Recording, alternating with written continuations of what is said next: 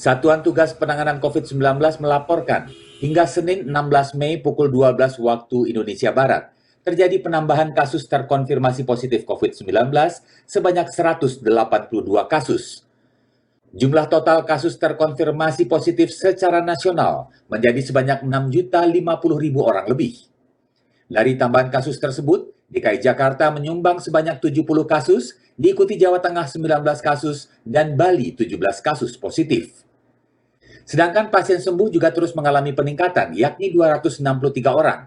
Dan saat ini, total pasien sembuh berjumlah 5.889.000 orang lebih atau 97,3% dari total pasien terkonfirmasi.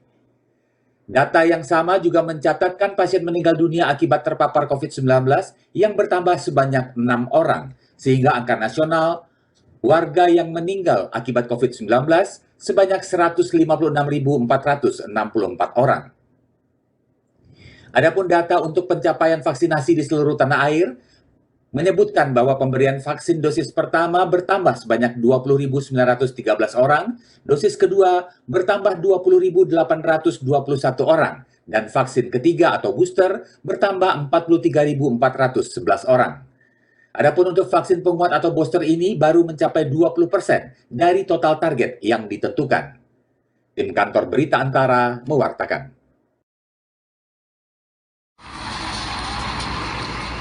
Sebuah bus pariwisata mengalami kecelakaan tunggal di kilometer 712+400 jalur A Tol Surabaya-Mojokerto atau Sumo, Jawa Timur pada Senin 16 Mei.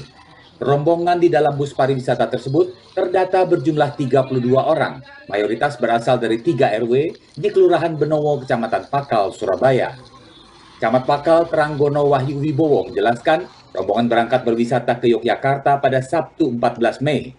Menurut jadwal kembali ke Surabaya pada hari Senin. Namun nahas, bus pariwisata yang membawa mereka mengalami kecelakaan di jalan Tol Sumo.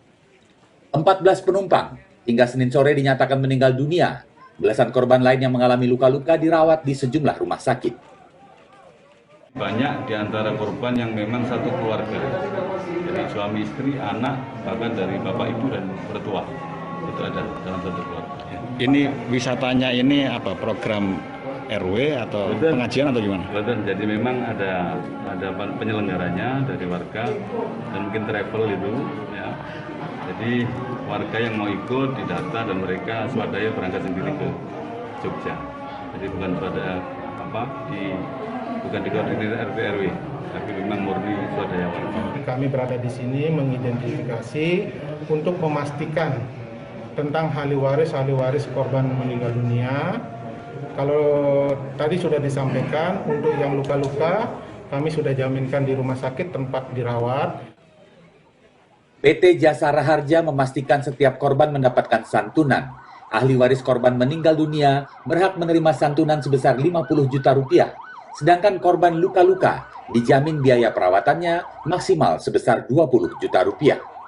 Dari Surabaya, Jawa Timur, Hanif Nasrullah, Kantor Berita Antara, mewartakan.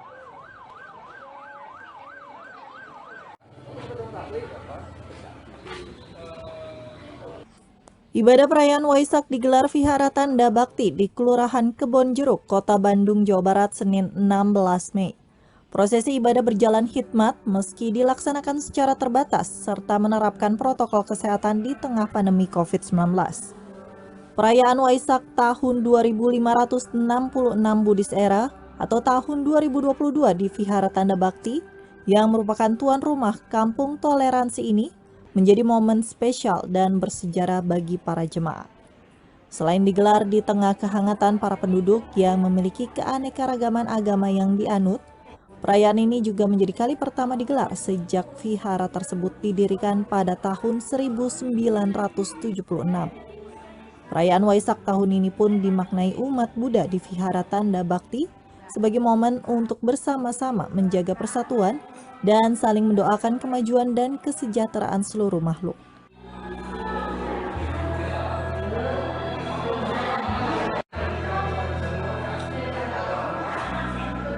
Harapan kami bisa memberikan sesuatu yang lebih berarti lagi untuk seluruh umat dan mendoakan untuk kemajuan kesejahteraan bangsa dan negara, untuk kemajuan bersama. Karena kita juga sebagai tuan rumah Kampung Toleransi kelima di Bandung ini, kemarin diberikan sebuah prasasti dari hadiah dari Pak Almarhum yang diresmikan oleh Pak Yana. Kota Bandung saat ini telah memiliki 5 kampung toleransi yang tersebar di berbagai wilayah, yakni di kawasan Kebonjeruk, Paledang, Jamika, Balong Gede, serta Babakan Ciparai.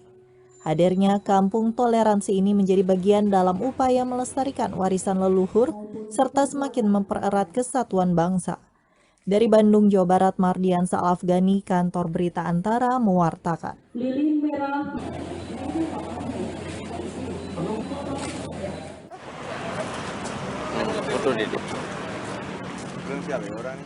Petugas gabungan dari TNI, Polri, serta Dinas Perkebunan dan Peternakan Kabupaten Aceh Barat melakukan penyekatan di sejumlah perbatasan Kabupaten Aceh Barat dengan tujuan untuk mencegah penyebaran penyakit mulut dan kuku atau PMK yang menyerang hewan ternak.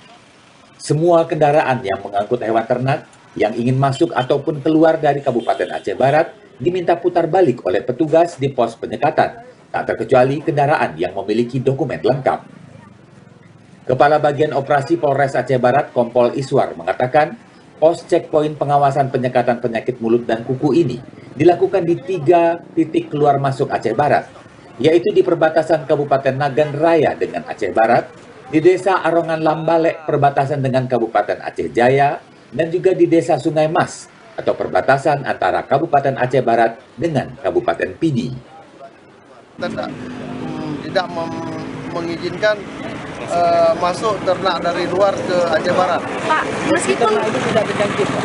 Ya, meskipun itu tidak terjangkit, kita suruh balik kanan. Karena memang petunjuknya demikian, kita sekarang ini akan mengelola ternak yang dari dalam Aceh Barat tidak boleh keluar, dan ternak dari luar juga kita pastikan tidak boleh sementara waktu untuk masuk ke Aceh Barat. Posko penyekatan PMK ini sudah dibuka sejak 3 hari yang lalu, beroperasi penuh selama 24 jam sehari. Hingga Senin 16 Mei belum ditemukan hewan yang tertular penyakit PMK di Kabupaten Aceh Barat. Para petugas akan tetap melakukan sosialisasi kepada masyarakat untuk mencegah terjadinya wabah PMK terhadap ternak yang dimiliki oleh warga. Dari Aceh Barat, Aceh, Afrizal Rahmat, Kantor Berita Antara, mewartakan.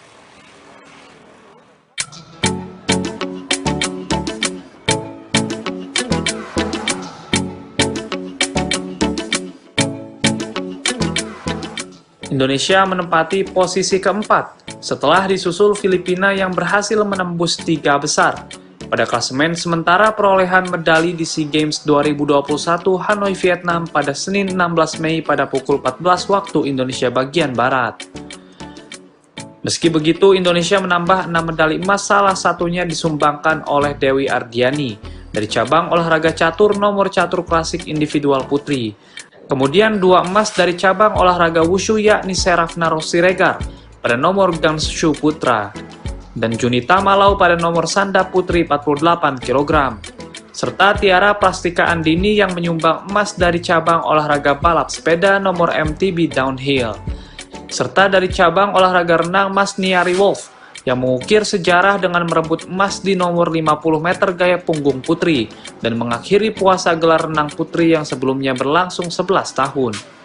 Kemudian medali teranyar disumbangkan tim Garuda dari cabang olahraga e-sport dari nomor Free Fire yang menduduki puncak klasemen dengan raihan 196 poin. Meski harus digeser oleh Filipina yang unggul tipis dari Indonesia dengan raihan 21 medali emas, 27 perak, dan 38 perunggu. Adapun kontingen merah putih telah berhasil mengumpulkan sebanyak 19 medali emas, 30 perak, dan 24 perunggu. Sedangkan posisi puncak masih diungguli tuan rumah Vietnam dengan perolehan 69 medali emas, 47 perak, dan 44 perunggu. Berikut klasemen sementara perolehan medali SEA Games 2021 Hanoi, Vietnam selengkapnya.